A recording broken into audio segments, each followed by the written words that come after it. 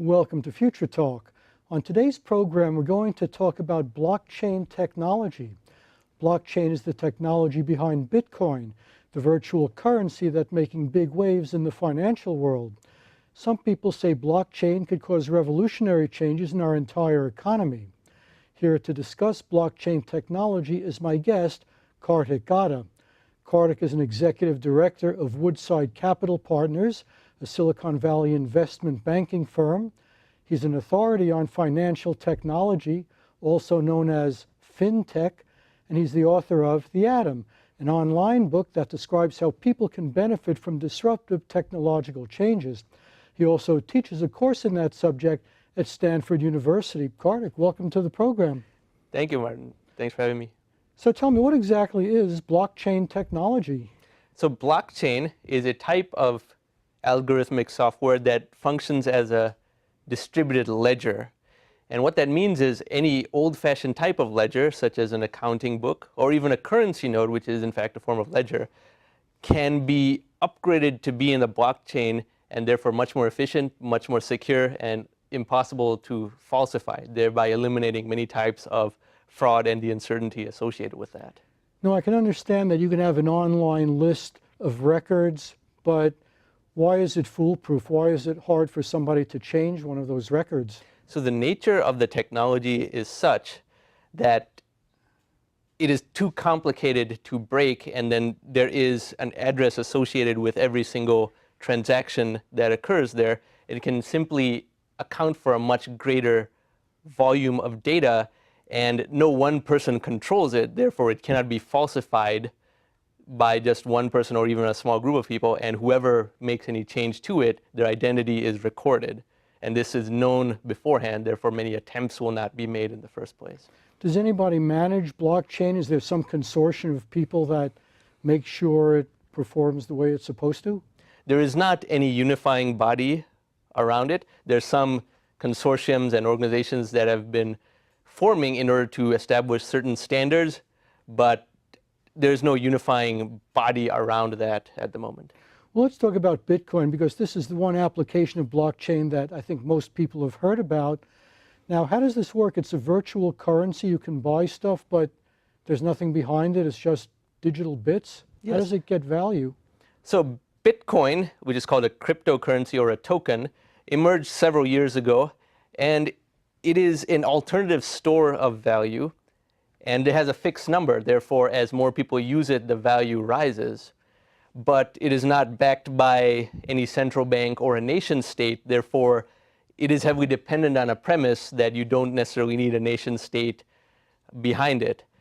And because of the fixed amount of Bitcoins, the price has been rising very steadily over time. But Bitcoin is merely the first of these cryptocurrencies. There are many others that have also arisen subsequent to that, such as Ethereum and others. Now there's over 150. Now, I understand that when Bitcoin first became public, which I think was about 8 years ago, you could get a Bitcoin for a fraction of a penny. Now, when Bitcoin is in the range of $6,000 a Bitcoin, I mean, why does that? Is this just a big speculative bubble, or is there really some value to it? So it is a speculative bubble in some sense, because the premise is that the central banks of the world are printing a lot of money and are devaluing the established currencies, and therefore there's a lot of hidden inflation is what the belief is. And that's why Bitcoin is seen as an alternative store of value in this regard, and it has other aspects to it that are favorable, such as anonymity, and it's much harder to tax capital gains on Bitcoins. That is why it's attractive to some people, but the premises that it's based on may or may not be true. Like, for example, if there is not as much inflation as they think, and if the inflation statistics are correct, which I believe them to be, then one of the fundamental premises in the rise of Bitcoin will be questioned or found to not be true. Secondly, as other cryptocurrencies emerge, the supply of those increases, which in turn could make the price of the first one go down just because now there's more supply. And that's the thing. If anybody can use the same blockchain technology to start their own cryptocurrency, do you have all these cryptocurrencies competing against each other? One would think, yes, and that will eventually manifest. What is happening right now, though, is that many companies that are using blockchain in any aspect of their business to fund themselves, they're bypassing the traditional venture capital model and even the initial public offering that startup companies would do, and issuing their own tokens. That's known as an initial coin offering, ICO, or token generating event, TGE. And many of them have raised a lot of money in a matter of minutes. Like, for example, some of the more well-known ones have raised $200 million plus in just 10 minutes of offering. And $200 million is normally what a tech startup would not have gotten in investment until you combine their seed stage, Series A, B, C, D, and E over a period of several years. And so in that sense, that is an alternative medium of fundraising for companies that use blockchain, but it's very, very new. Most of the ICOs that have occurred to date have been in the last 4 months. Now, I understand that blockchain technology is still being developed. A lot of venture capital has gone into companies that are developing blockchain. Are they adding new features that weren't in the original version? They're adding new features and more capacity to it. For example, before a certain number of transactions could be recorded on blockchain. That was enough for all of the real estate registries in, say, a country the size of the United States or even the whole world.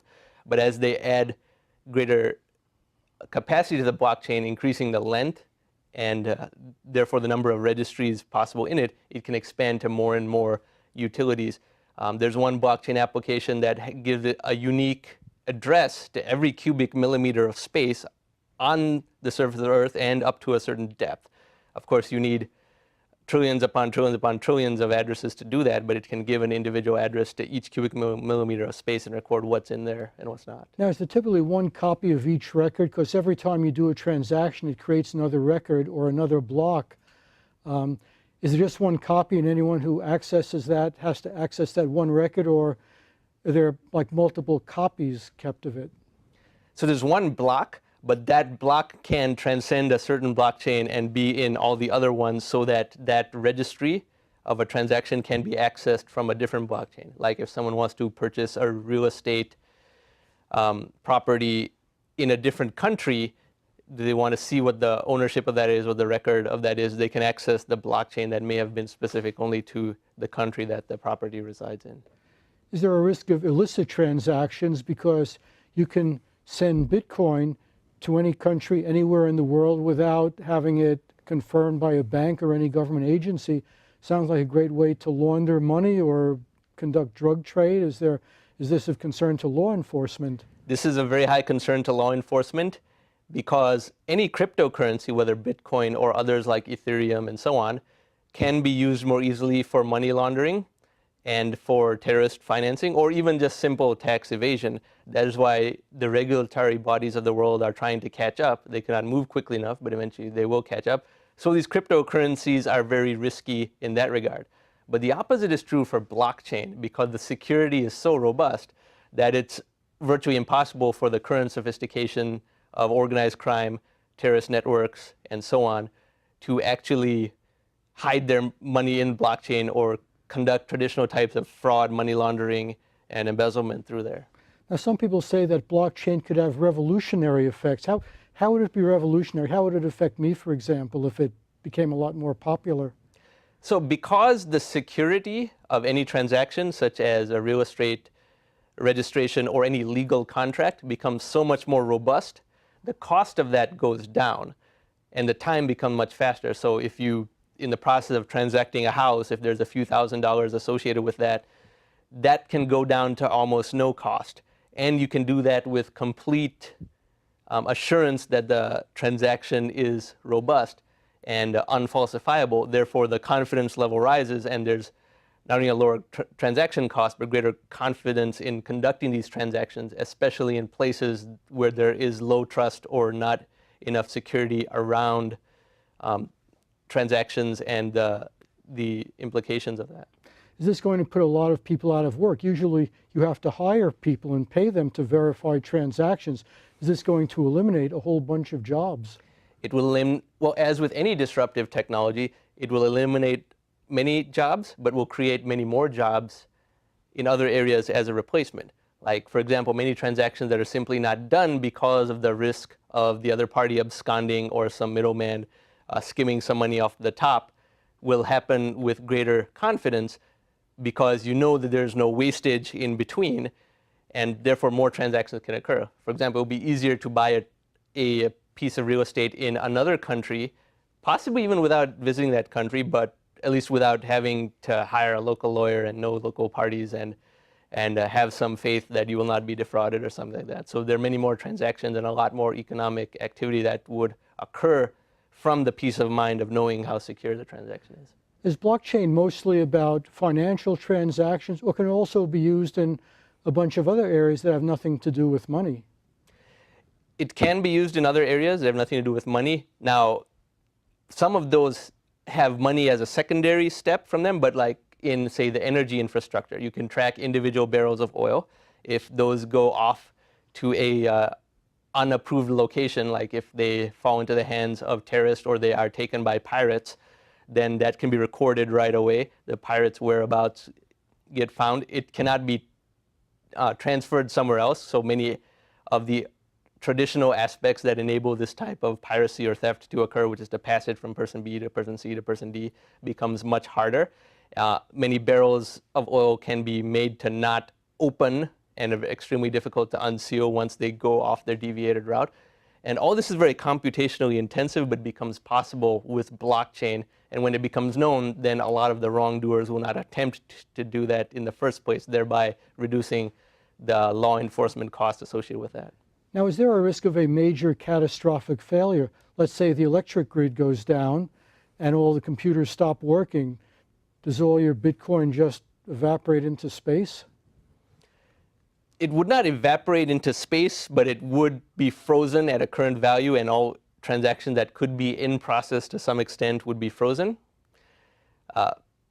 That is probably one of the least likely situations that can occur, because we would still be perhaps safer under this structure than under a lot of our legacy types of systems. And the blockchain would still be untouched, as it would just be, like I said, frozen until the system is back up, and thereby reduce the fraud that often occurs in outages. Like in an old-fashioned sense, when there's a blackout, that's the best thing for robbers and brigands and things like that to terrorize normal people. With blockchain, the equivalent, people who are waiting for the opportunity to conduct fraud becomes a lot less, and so they cannot prey on those windows of opportunity.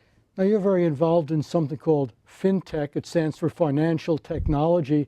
Is blockchain, I assume that FinTech is a broader term than blockchain. Is blockchain a significant part of what we call FinTech these days? So that's a very good question, because until very recently, FinTech involved things like new forms of lending and payments online, which a lot of people use. And that was, say, the primary definition of FinTech until 2015. And Bitcoin has existed for a while, but it didn't start to become a large value until recently. But blockchain has only become of high interest in the last 12 months. And this flurry of token offerings, and many startups funding themselves through token offerings via incorporation of the blockchain, to the extent that they're bypassing venture capital and public equity markets. Until June of this year, that was a very, very uncommon thing, and now it's all the rage, and there have been more than 150 such token offerings. So now it's become the dominant topic within FinTech. Every FinTech conference I speak at, more than 2/3 of it is now about blockchain and these coin offerings. When you talk about a coin offering, let's say you're starting a company and you would like to raise $100 million, so you can bypass venture capitalists. And so where is the money coming from? Are people putting in real money but in small quantities? Or? It comes from ordinary people, small quantities of real money. So it is an extension of the crowdfunding model, but it is not under the same aspect of equity ownership, for example. There are other ways in which the benefits are distributed and the people taking the risk are compensated. Some are via equity, some are not. Say, for example, let's say Facebook. Facebook is now a $500 billion market cap company, very successful. But it would not have gotten where it is at all if not for the first 1,000 users of Facebook and the first 1 million users of Facebook. Now, all they did is contribute their time, keep Facebook going until it got critical mass, but they received no compensation for it.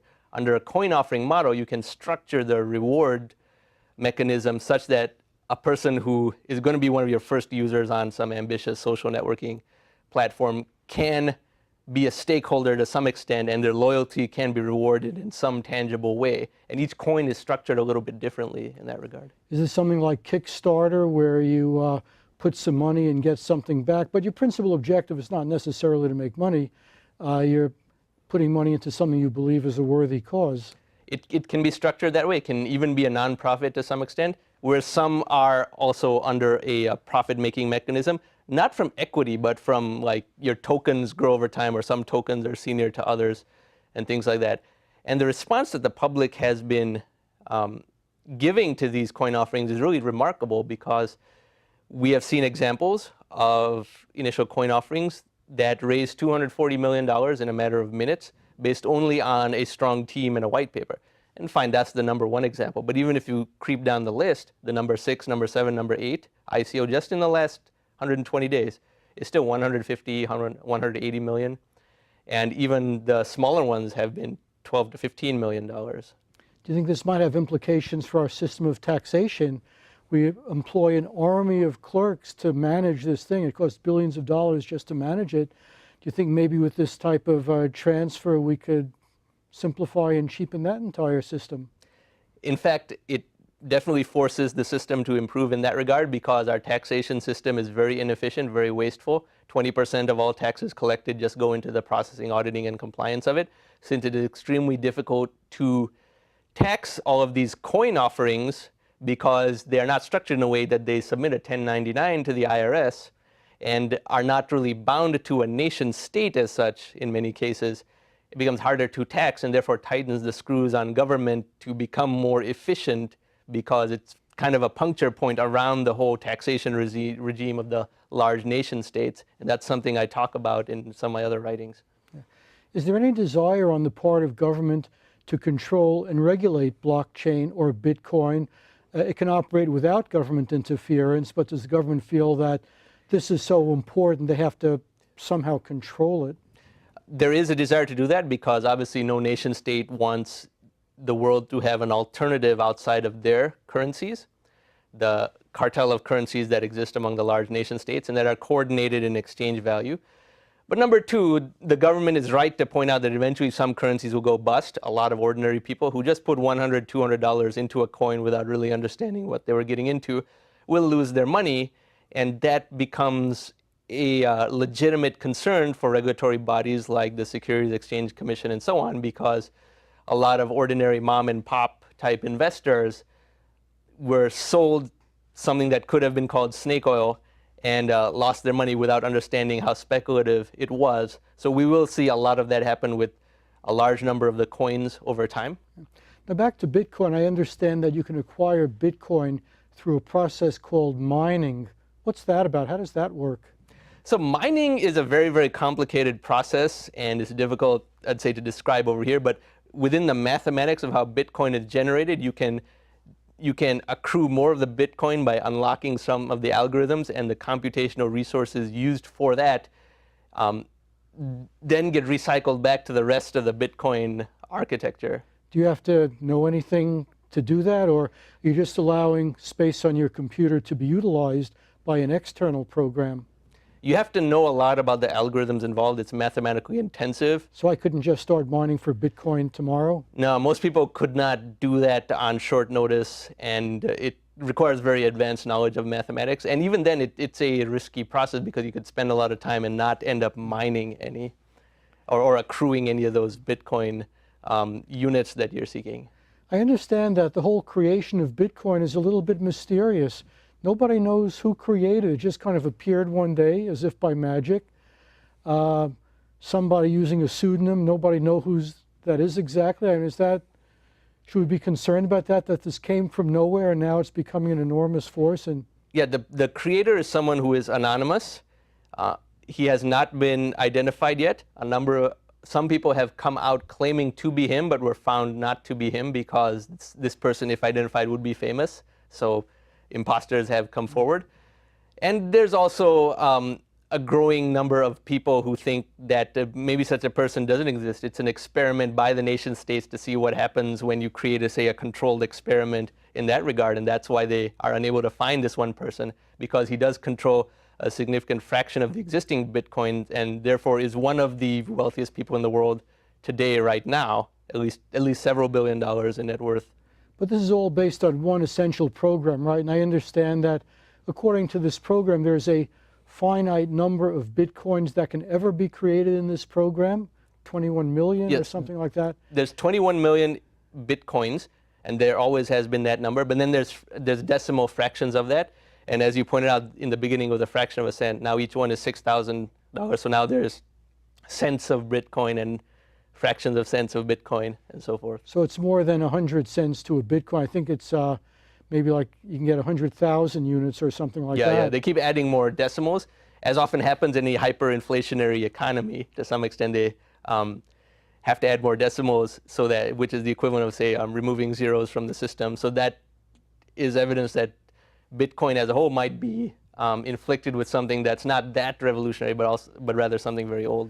Do you think that virtual currency could ever replace real currency, like we're doing most of our buying and selling using this virtual currency? Eventually, it can, but it will still be with some sort of partnership with the nation states, because in the bluntest sense, one could say that a currency associated with a nation state has a military behind it, whether it's the US dollar or the euro or the British pound or something. Bitcoin does not. Therefore, if the nation states really wanted to shut it down, they could. But virtualization of currencies has happened before.